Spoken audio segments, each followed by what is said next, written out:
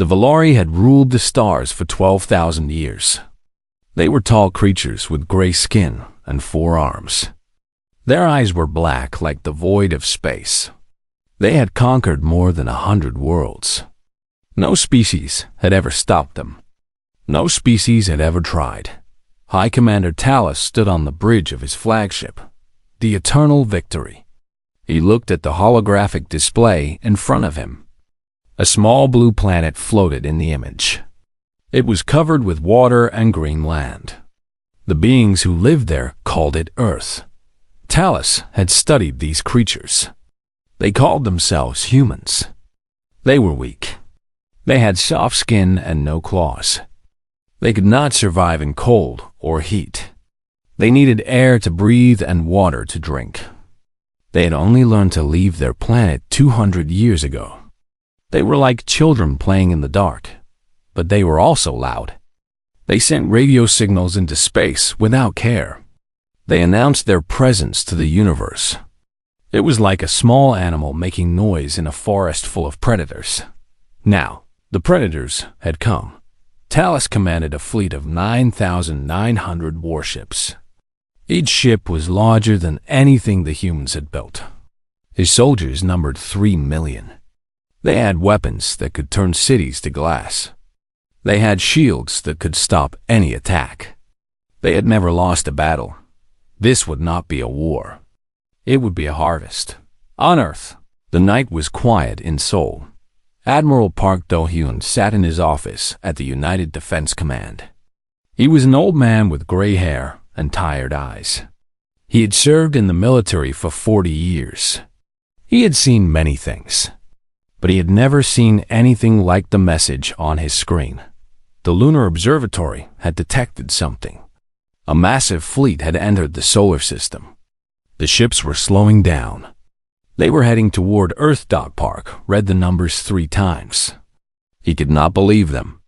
Nearly 10,000 ships. It was impossible. Earth's entire space fleet was only 340 vessels. Most of them were small patrol ships or research craft.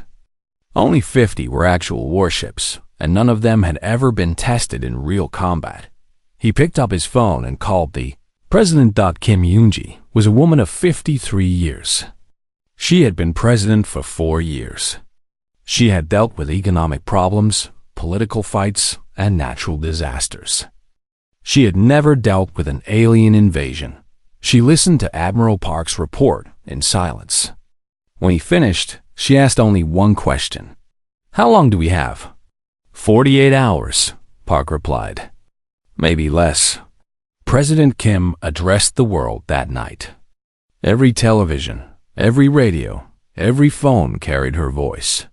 She spoke in simple words that everyone could understand. We are not alone in the universe. Tonight, we have proof. A fleet of alien ships is approaching Earth. Their intentions are not peaceful. They come to conquer us. She paused. Billions of people held their breath. For all of human history, we have fought each other. We have divided ourselves by nations, by languages, by beliefs.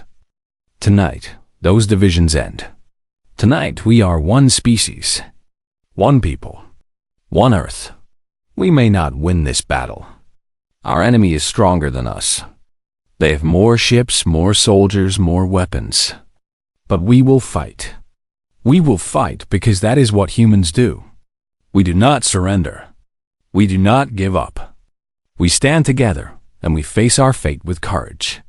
To whatever beings are coming to our world, I say this: you have made a mistake. You see a small planet with weak creatures. You see easy prey. But you do not know us. You do not know what we are capable of when we fight for our home, our families, our survival. We are humanity. And we will not go quietly into the darkness. Around the world, people watched and listened. Some cried. Some prayed. Some held their loved ones close. But no one ran. There was nowhere to run. General Lee Tae-ho took command of all ground forces on Earth. He was a short man with a scarred face and calm eyes. He had fought in 3 wars. He knew that they could not win in a straight battle. The aliens had technology far beyond anything on Earth, so they would not fight a straight battle. Lee ordered his soldiers to prepare. They dug tunnels. They hid weapons in mountains and forests and deserts.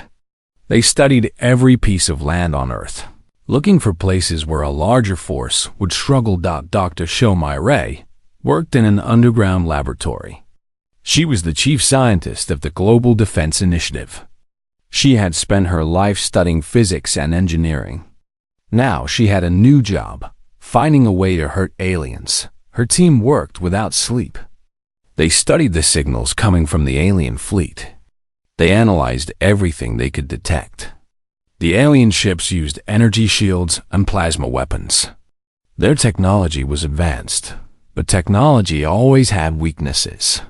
Find the weakness, Cho told her team. Every system has a flaw. Find it, and we have a chance. In orbit around Earth, Captain Yoon Ji-woo stood on the bridge of her ship, the Soul's Pride. It was a destroyer-class vessel, old and scheduled for repairs. Now it would go to war. Ji-woo looked at her crew. They were young, most of them. They had joined the space fleet to explore, not to fight. But their eyes were steady. They were afraid, but they would not show it. We are the first line, Ji-woo said. When those ships come, we meet them. We hit them hard. And we show them that Earth is not easy prey. The crew nodded. They knew the odds. 127 Earthships against nearly 10,000 enemy vessels. The mathematics said they would die, but humans had never been good at mathematics. High Commander Talus watched Earth grow larger in his display. He felt nothing but boredom. This would be simple. The primitive creatures would see his fleet and surrender. If they did not, he would burn their cities until they did. He sent his ultimatum. Surrender or die. He gave them one rotation of their planet to decide. He expected fear. He expected begging. Instead, he received a single word from Admiral Park Do-yeon. No. Talus stared at the message. His translators must have made an error. No species had ever refused. It made no sense. He did not understand yet. But he would learn. Humans did not surrender. They never had. They never would. High Commander Talus received Admiral Park's response and felt something he had not felt in centuries. Confusion. The word no made no sense to him. His fleet was the largest ever assembled. His weapons could destroy continents. These humans had nothing, yet they refused. Talus called his officers to the command deck. They were tall Valori warriors, each one a veteran of dozens of conquests. They had crushed rebellions. They had burned worlds. They had never failed. The primitives have rejected our offer, Talus said. They choose death over submission. His officers laughed. One of them, Sub-Commander Vex, spoke with amusement in his voice. Then we give them death. It will be quick. Perhaps they do not understand what they face. Perhaps, Talus agreed. Begin the attack. Destroy their orbital defenses first. Then we land our troops. The Valori fleet moved forward. 9,900 ships advanced toward Earth like a wave of metal and fire. Their engines glowed blue against the black of space. Their weapons charged with deadly energy. On Earth, Admiral Park watched them come. He stood in the command center deep beneath the mountains of Korea. Screens covered every wall, showing the approaching enemy. Red dots filled the display. So many red dots. All ships report ready, his aide said quietly. Park nodded. He thought of his wife, who had died 10 years ago. He thought of his daughter, who was a doctor in Bazan. He thought of his grandchildren, who were too young to understand what was happening. He picked up his communicator. This is Admiral Park to all Earth forces. The enemy approaches. Many of you will not survive this day, but your sacrifice will be remembered. You fight for every person on our planet. You fight for the future of our species. Make it count." He paused, then spoke the words that would echo through history. "Give them hell." Captain Yoon Ji-woo heard the order on her bridge. She took a deep breath and looked at her crew one last time. They were scared. She was scared too. But fear did not matter now. Only duty mattered. "All hands, battle stations," she commanded. "We going fast and hard. Stay close to each other. Watch for enemy fire. And remember why we fight." The Soul's Pride surged forward with 126 other Earthships. They were small compared to the Valori vessels. They were few in number. Military computers calculated they would survive 11 minutes. The computers were wrong. Captain Yoon had studied naval battles from Earth's history. She knew that smaller forces had defeated larger ones before. Speed and surprise could overcome strength. So she did not fly straight at the enemy. She flew toward the asteroid field near Mars. The Valori followed, confident in their victory. But their large ships moved slowly. They could not navigate the tumbling rocks as easily as the smaller Earth vessels. When they entered the asteroid field, Yoon sprung her trap. "All ships, attack Pattern Delta," she ordered. Earthships appeared from behind asteroids. They fired their weapons and disappeared again. The Valori shields flickered under the assault. One enemy ship, then another, began to burn. Sub-Commander Vex shouted orders on his ship. "Find them. Destroy them." But the humans were too fast. They struck and vanished like ghosts. Lieutenant Han Sewon flew a small fighter craft. He was 24 years old. He had joined the Space Force because he loved flying. Now he flew the most important mission of his life. His fighter took heavy damage in the first hour. Warning lights flashed across his console. His engines were failing. His weapons were almost empty. He had two choices, retreat or attack. Han chose attack. He aimed his crippled fighter at a Valori carrier. The massive ship loomed ahead of him, bigger than a mountain. Its bridge glowed with lights. Han pushed his engines to maximum. "This is Lieutenant Han Sewon," he said over the radio. "I am making my final run. Tell my mother I love her. Tell my father I was brave." His fighter struck the carrier's bridge at full speed. The explosion was bright enough to see from Earth. The carrier went dark and began to drift. 5,000 Valori soldiers died in seconds. Han Sewon became the first hero of the war. But he was not the last. Ensign Bae-Yuna commanded a small transport ship. It had no weapons.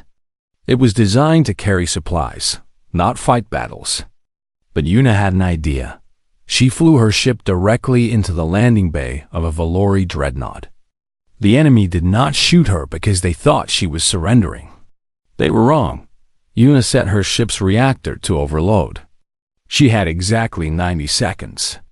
She ran to the escape pod and launched herself into space. Behind her, the reactor exploded. The blast was contained inside the dreadnought's hull. The massive ship broke apart from the inside. Yuna floated in her escape pod, watching the enemy ship die. She was picked up by a friendly vessel 2 hours later.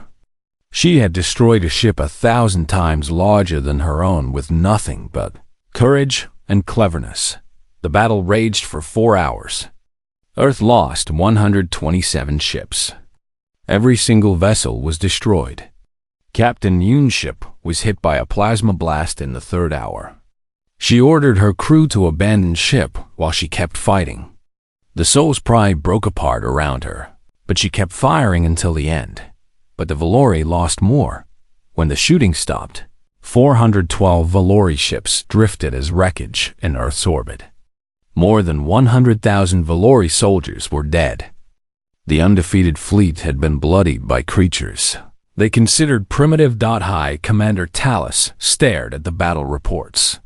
His hand shook. This was impossible. His fleet had never lost 400 ships in a single engagement. Not once in 12,000 years. What are these creatures? He whispered. His officers had no answer. They had expected easy victory. They had found something else. Something dangerous. On Earth, Admiral Park received the final reports. His first fleet was gone. Every ship, every pilot, every crew member. They had given their lives for a few hours of time, but those hours mattered. They proved something important. The Valori could be hurt. The Valori could bleed. The Valori could be killed. President Kim addressed the survivors of Earth. Her voice was tired but strong. Today we lost brave men and women. They flew into battle knowing they would not return. They did it anyway. They did it for us. We honored their sacrifice. We will never forget their names. She paused, her eyes bright with unshed tears. The enemy thought we would break. They thought we would see their numbers and lose hope. But they did not understand us. Every ship we lost only makes us angrier. Every hero who falls only makes us stronger. The battle has just begun, and we will not stop fighting until our world is free. High Commander Talus began landing his ground troops. He still had millions of soldiers. He still had thousands of ships. He would crush these humans beneath his boots, but deep in his mind, a small voice whispered a warning. These creatures were not like the others. These creatures did not know how to give up. For the first time in 12,000 years, Talus felt the cold touch of doubt. He ignored it. That was his mistake. The Valori dropships fell from the sky like rain. Thousands of them descended on every continent. Each ship carried 100 soldiers with plasma rifles and energy shields. They expected to conquer Earth in days. High Commander Talus watched from orbit. He had studied human cities. They were dense and fragile. A few strikes would break their spirits. The survivors would surrender, and a harvest could begin. The first dropships landed near Seoul. The Valori soldiers marched through the empty streets. Buildings stood silent. Cars sat abandoned. There were no humans anywhere. Where are they? A Valori captain asked. His voice was confused. On other worlds, the natives had fought in the open or run in panic. These humans did neither. Then the ground exploded beneath his feet. General Lee Taiho had prepared for this moment. He knew the Valori were stronger. He knew they had better weapons. So he did not give them a fair fight. He gave them traps, mines buried under roads, bombs hidden in buildings, tunnels running beneath the city where soldiers waited in darkness. The Valori walked into Seoul like predators. They left like prey. The first wave lost 3,000 soldiers in 2 hours. They never saw who killed them. They never had a chance to fight back.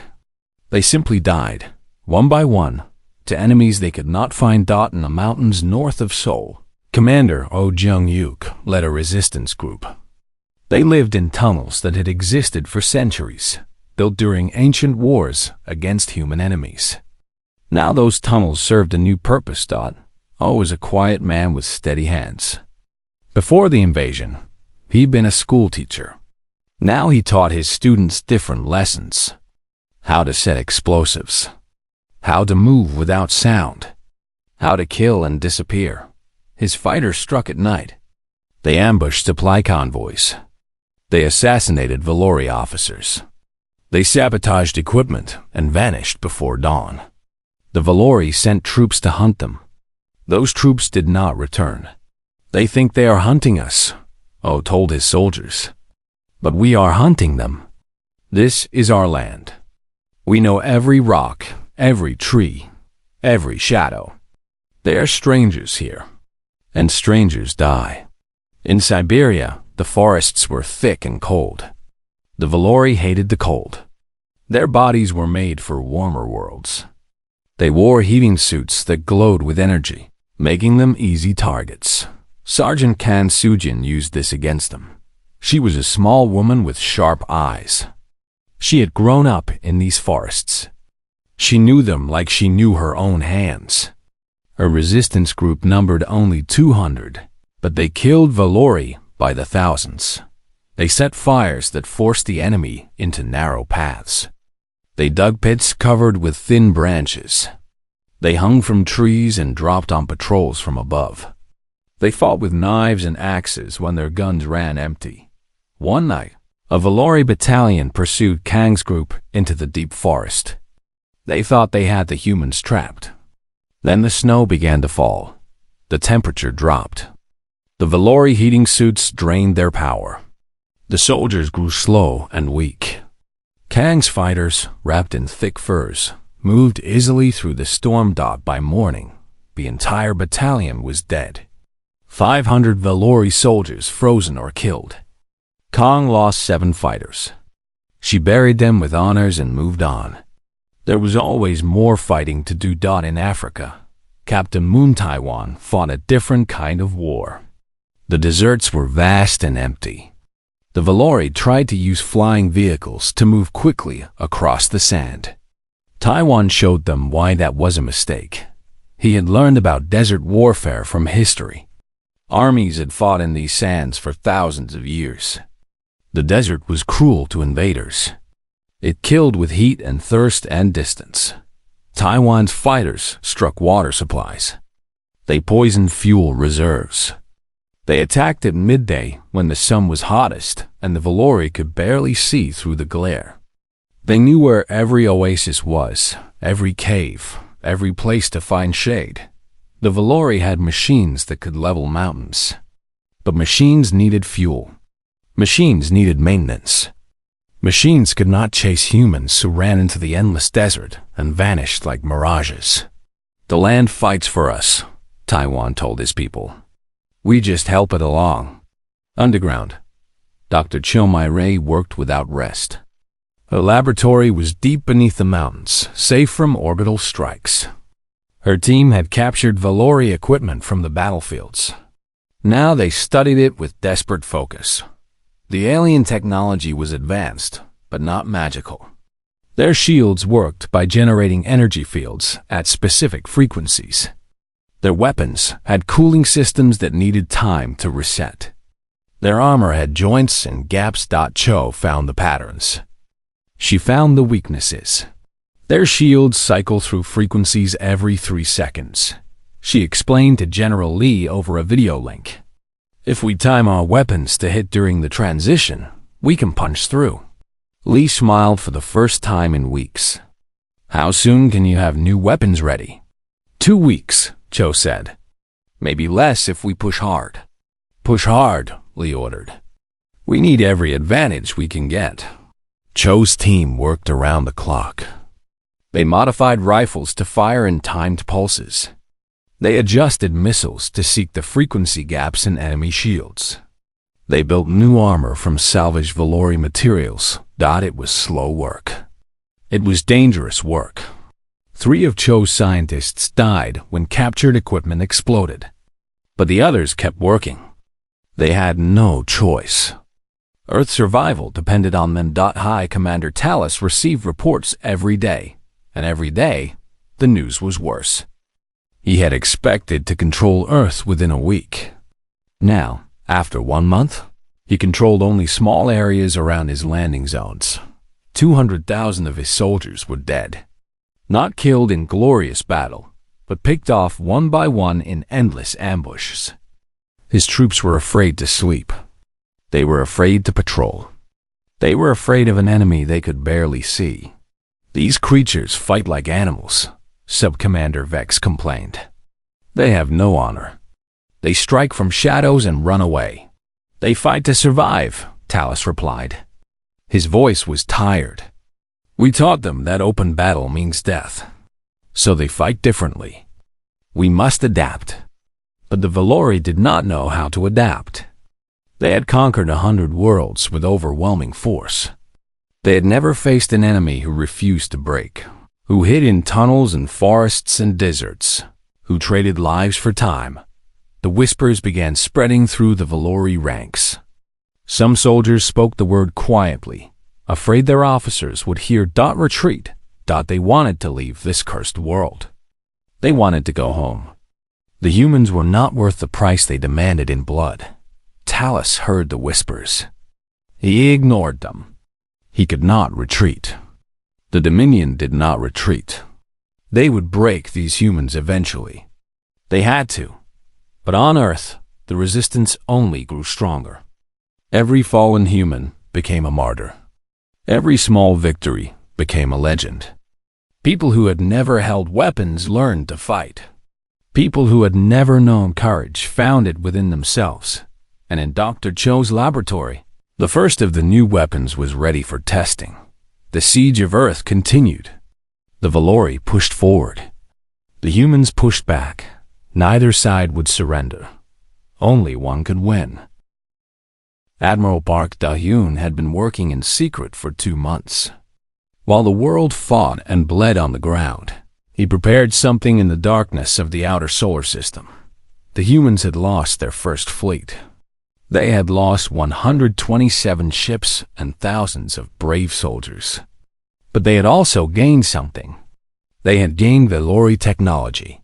Crashed enemy ships littered Earth's orbit. Destroyed vessels floated in the asteroid fields. Dr. Cho's teams had recovered pieces of them. They studied the alien engines. They examined the alien weapons. They learned the alien secrets. Now, hidden behind the moons of Jupiter, a new fleet was being born. They called it the New Dawn Fleet. 89 ships built in secret, using human engineering and Valori technology. They were smaller than the enemy vessels, but faster and stronger than anything Earth had made before. Their shields, enemy frequencies. Their weapons fired enemy plasma. But their hearts were human. Captain Shin Ha-jin commanded the flagship, the Morning Star. She was 38 years old, with short black hair and eyes that had seen too much death. She had survived the first battle by pure luck. Her ship had been destroyed, but she had been thrown clear in an escape pod. For weeks, she had drifted alone in space, watching Earth burn below her. Rescue came eventually, but those weeks had changed her. She had made a promise to herself in that cold darkness. She would make the Valori pay. Her crew was made of survivors. Pilots who had lost their ships. Engineers who had lost their families. Volunteers who had never flown in space but refused to stay behind. They were angry. They were determined. They were ready.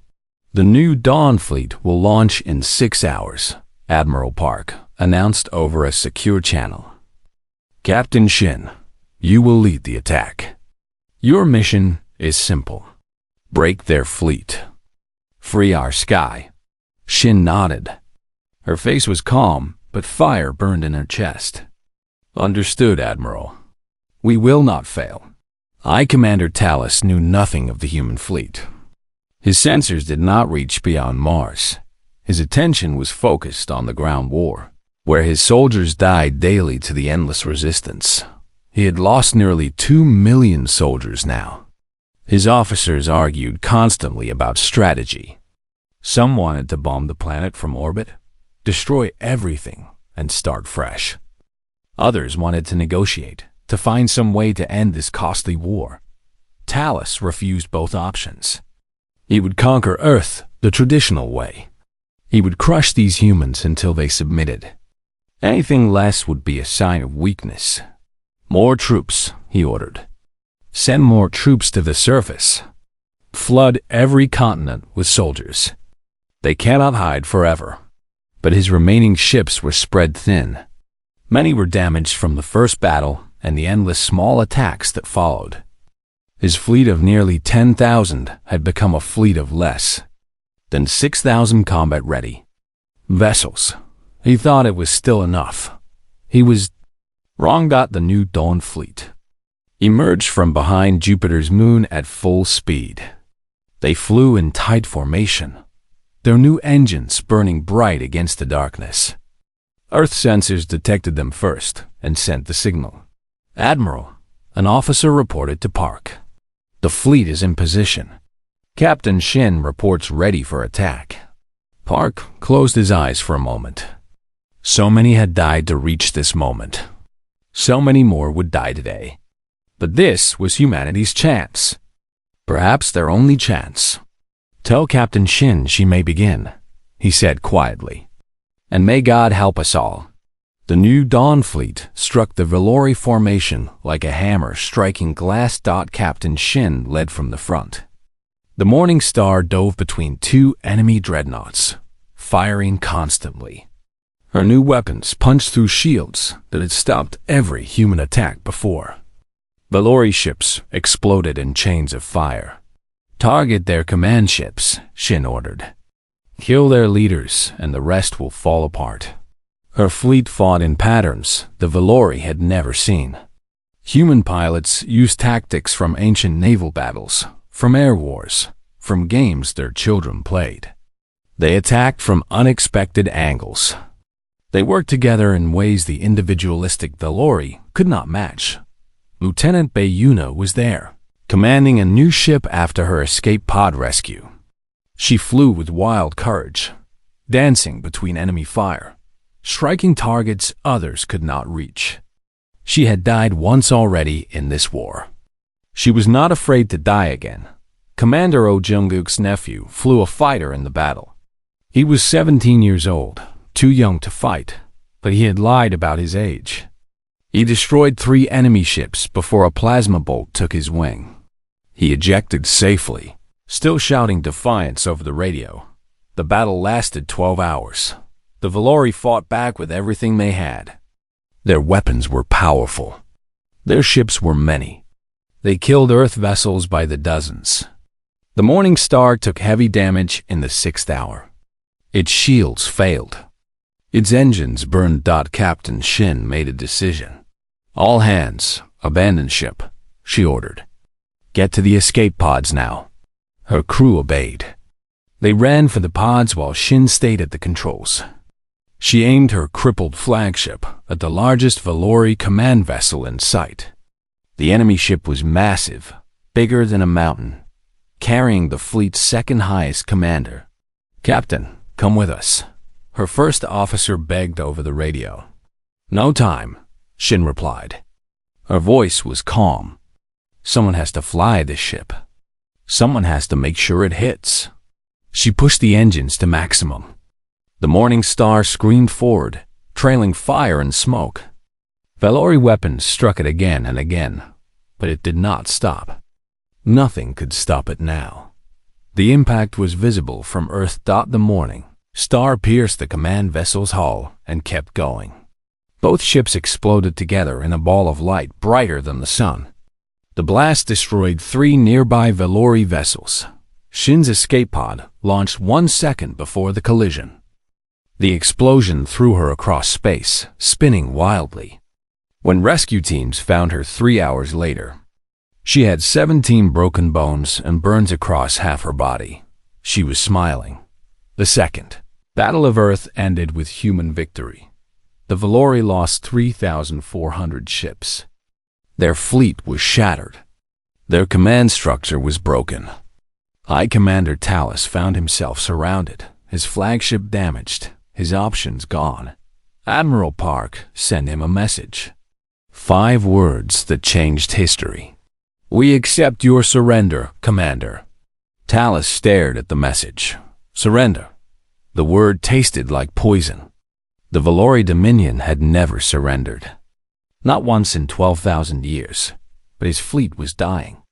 His soldiers were dying. This small world had cost him more than 100 conquests combined. He thought of his empire. He thought of his honor. He thought of the millions who had already died for nothing.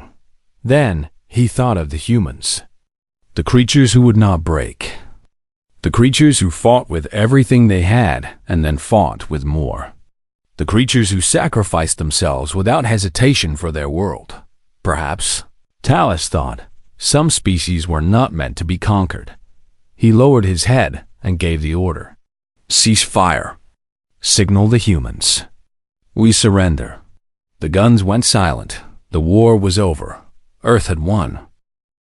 The news traveled across the galaxy at the speed of light. Every civilization with ears to hear received the message. The Valori Dominion, rulers of 1,000 worlds, conquerors of 100 species, had been defeated. They had been defeated by a race no one had ever heard of. A race from a tiny blue planet on the edge of the Milky Way. A race that called themselves human. The Galactic Council met in emergency session. Representatives from 47 spacefaring civilizations gathered in the great hall of the council station. They were beings of all shapes and sizes. Some had wings. Some had tentacles. Some had no bodies at all, only minds that floated in special containers. All of them were afraid. Ambassador Wang Yanhe represented Earth. She was 60 years old, with white hair and gentle eyes. Before the invasion, she had been a school teacher in a small village. She had taught children to read and write. She had taught them history and mathematics and art. Now she taught the galaxy a lesson. She walked to the center of the great hall. Thousands of alien eyes watched her. Some looked at her with curiosity.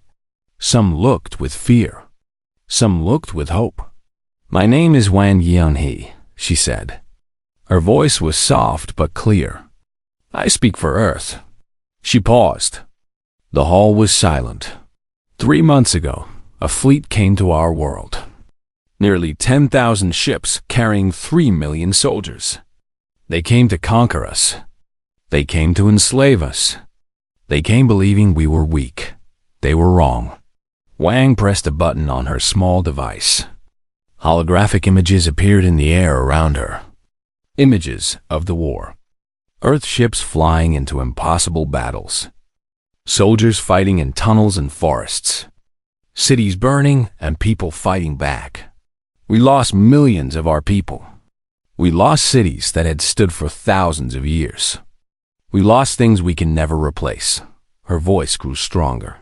But we did not lose our spirit. We did not lose our hope. We did not lose our will to survive.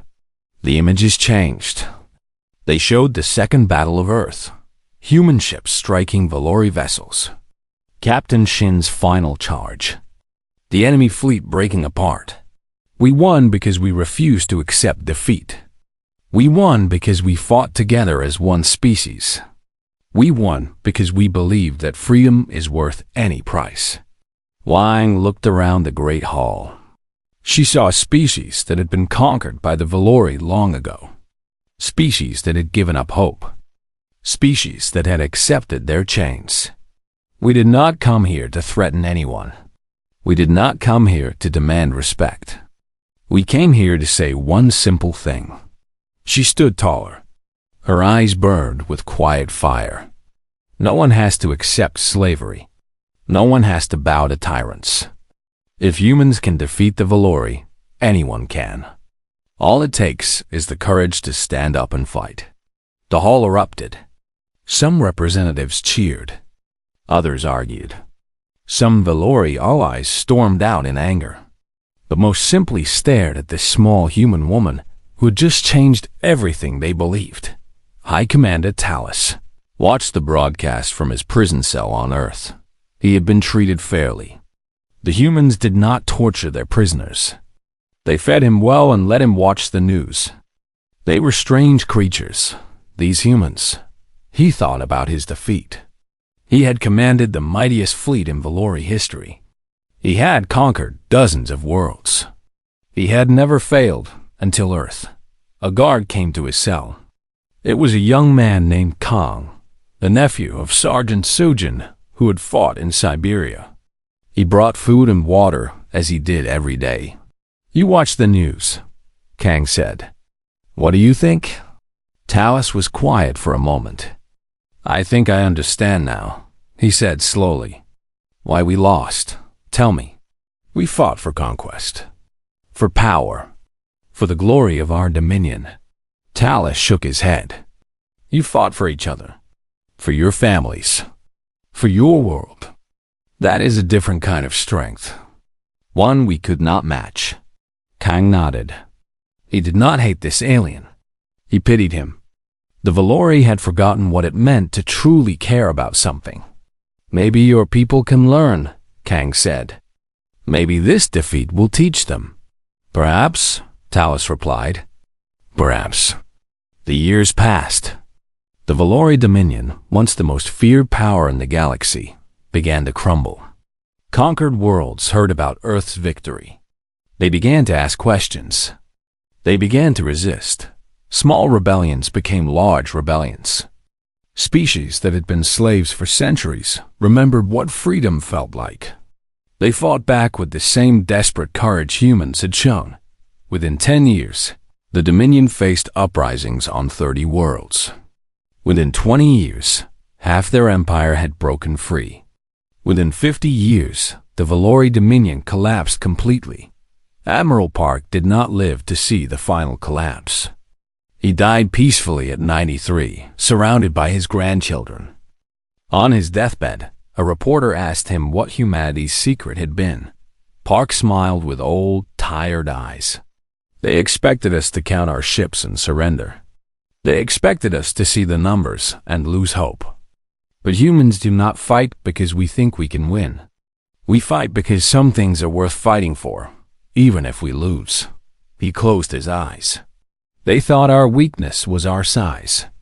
They never understood that our strength was our heart." Ambassador Wang spent the rest of her life working for peace.